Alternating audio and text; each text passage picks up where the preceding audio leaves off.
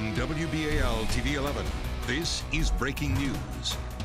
And good evening. We continue to follow that breaking news. A police officer is recovering tonight after he was shot in northeast Baltimore. Yeah, Baltimore police say it happened along the 5600 block of Summerfield Avenue right around 3:30 this afternoon. We have live team coverage of the shooting. Vanessa Herring is live at the scene of the shooting, and Theo Hayes will join us live from shock trauma where the sergeant is being treated. But we begin with Vanessa Herring tonight. And Vanessa, you spoke with someone who actually witnessed the shooting happen. I did, and that witness tells us that she believes that this was a robbery. She says that the officer was in plain clothes. She's not sure if he was off duty when two men approached. I do want to give you a look at the scene, though. There is a very large police presence here. The mobile command center is now on scene, and we've got several Baltimore police cruisers. The majority of the investigation is happening further down the block near the corner where you can see a white SUV parked. That's where police are focusing their activity on.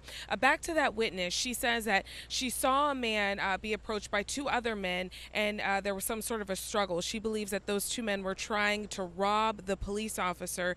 She says she saw that struggle, and then she heard about 4 to 5 gunshots. She's not sure if the man lives in the police officer rather lives in the neighborhood. She's not familiar with him, but she does think that he lives somewhere in this area. She says that he is a larger guy, and those suspects did struggle with him before she heard those gunshots.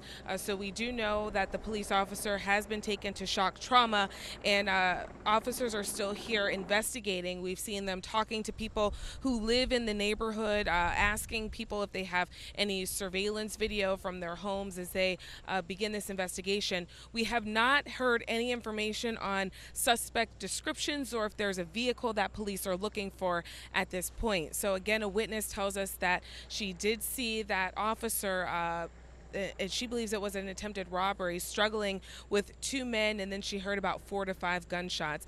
So that's the latest here from the scene. I'll send it back to you in the studio. All right, Vanessa, thank you very much. And as you heard, that officer is being treated right now at shock trauma. And that's where 11 News' Theo Hayes joining us live now. Theo, what are you learning there?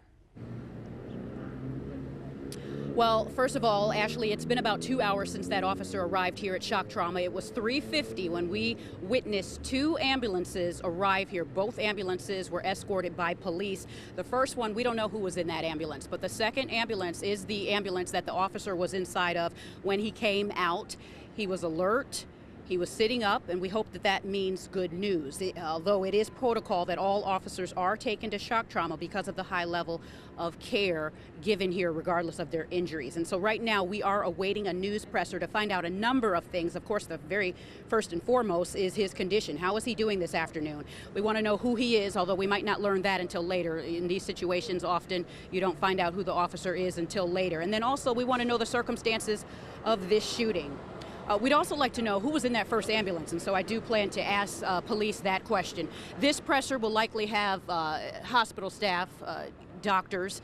We know it will have the commissioner as well as the mayor. They are both here. We saw them here earlier today. And also Councilman Brandon Scott tweeted out that he was on his way to offer support. So it feels like things are kind of going to get underway soon. We've got our mic stand ready to go. A lot of members of the press are here, and its hospital relations managers are here as well too. And so we're hoping to get some answers real soon for you. And when we do, we're going to bring this live for you. Live at Shock Trauma, Theo Hayes, WBAL TV 11 News. Thank you. And right now we want to check in with Sky Team 11 and Captain Roy Taylor, who's kind of got the bird's eye view of the whole scene there. And Roy, that crime scene looks pretty active still. Yes, it's very active here. We're at the Summerfield Road, right where it intersects with Todd Avenue, where they actually had a gun dog here a little while ago checking the area for evidence here. But as you can see, it's quite an entourage of law enforcement personnel, detectives, patrolmen, crime lab technicians dealing with the investigation here at the scene. You can see them tagging and checking for evidence. If you see those yellow tags or the orange tags that are on the ground, that would be gun shell casings. And we've counted at least 6 of them in the area of that BMW that's at the top right corner of your screen here.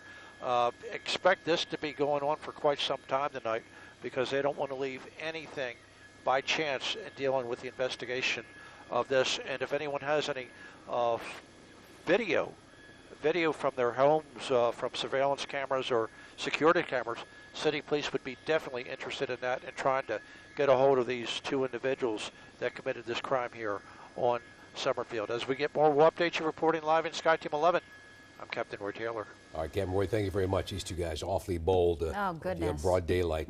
All right, we want to head back to the ground now and the shooting scene. Yeah, I want to send it out to Tim Tootin, who's been there for us all evening. Tim, what do you know? Well, actually, I'm seeing firsthand what Roy is seeing from up above. This area very active. The K-9 unit remains on the scene here, and it is door to door. Officers are going door to door. They're talking with witnesses. People who want to get in to the neighborhood can't really. Those who may want to leave, they're still being held back as well. So we know that there are people who are waiting, who'd like to get home now. Somerville is a close-knit community. Main road near here is Frankfort Avenue, just inside the county line, the city line rather. And we know that for the better part of the afternoon, what they've been doing is trying to get more information, and they're staying here on the scene, much like Roy said, to try and get every piece of information they can. If this was indeed a robbery, were other persons affected? Can they find out more about the suspects? All this is being considered, and this does remain a crime scene here on Somerville Avenue. Back to you guys. Tim, thank you very much. The governor's office has released a statement following the shooting. It says, quote, "We ask that you keep this officer in your prayers as he fights for his life. But thoughts and prayers alone are not enough." He goes on to say, "We have been pushing to get these violent shooters off the streets, and now it's time for the city and legislative leaders to finally join us and support our efforts." And Baltimore City Council President Brandon Scott also releasing a statement which reads, quote, "I will provide updates as they are available. I ask that you pray for the officer and his family for a full recovery." And we will continue to follow this story throughout the evening. Remember, you can get the latest updates on the investigation by using our WBAL TV mobile app. Please be sure to turn on push alerts.